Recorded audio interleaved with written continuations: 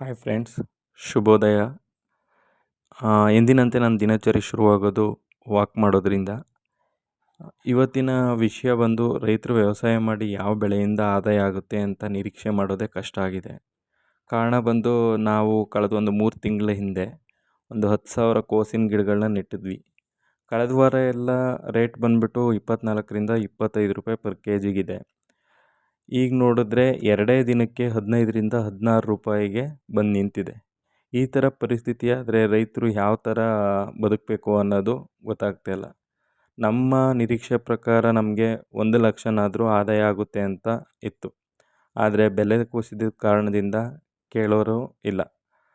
So ಹಾಗಾಗಿ ನಾವೇ ಏನು ಡಿಸೈಡ್ ಮಾಡಿದ್ವಿ ಅಂತ ಅಂದರೆ, ನಾವೇ ಕಡಿಸಿ ಅದನ್ನು ಟ್ರಾನ್ಸ್ಪೋರ್ಟೇಷನ್ ಮಾಡಿ ಮೈಸೂರು APMCಗೆ ತೊಗೊಂಡೋಗೋಣ ಅಂದ್ಕೊಂಡಿದ್ವಿ.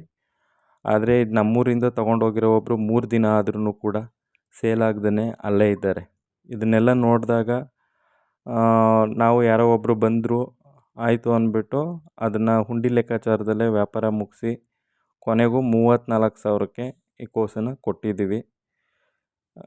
ಈಗ ನೋಡಿದ್ರೆ ನಮಗೆ ಅದ್ರ ಖರ್ಚು ಈಗ 3 ತಿಂಗಳಿಂದ ಗಿಡಕ್ಕಾಗಿರ್ಬೋದು, ಔಷಧಿ ಮತ್ತು ಗೊಬ್ಬರ ಇದಕ್ಕೆಲ್ಲ ಖರ್ಚು ಬಂದುಬಿಟ್ಟು 15ರಿಂದ 20,000 ಆಗಿದೆ.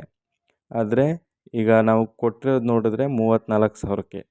ಕಳೆದ 3 ತಿಂಗಳಿಂದ ನಾವು ಆ ಬೆಳೆ ನಿರೀಕ್ಷೆ ಇಟ್ಕೊಂಡು ವೆಯ್ಟ್ ಮಾಡಿದ್ದಕ್ಕೆ ನಮಗೆ ಸಿಕ್ಕ ಪ್ರತಿಫಲ ಬಂದುಬಿಟ್ಟು 14,000 ಅಷ್ಟೇ. ಇದರಿಂದ ಏನು ಗೊತ್ತಾಗುತ್ತೆ ಅಂತ ಅಂದರೆ, ನಾವು ವ್ಯವಸಾಯ ಮಾಡ್ತಿದ್ದೀವಿ ಅಂತ ಅಂದರೆ ಎಲ್ಲ ಬೆಳೆಯಲ್ಲೂ ಕೂಡ ನಾವು ಆದಾಯನೇ ನಿರೀಕ್ಷೆ ಮಾಡೋಕ್ಕಾಗಲ್ಲ. ಈಗ ಆದಾಯ ಆಗಲಿಲ್ಲ ಅಂತ ರೈತರು ವ್ಯವಸಾಯ ಮಾಡೋದನ್ನು ಕೂಡ ಬಿಡೋಕ್ಕಾಗೋದಿಲ್ಲ.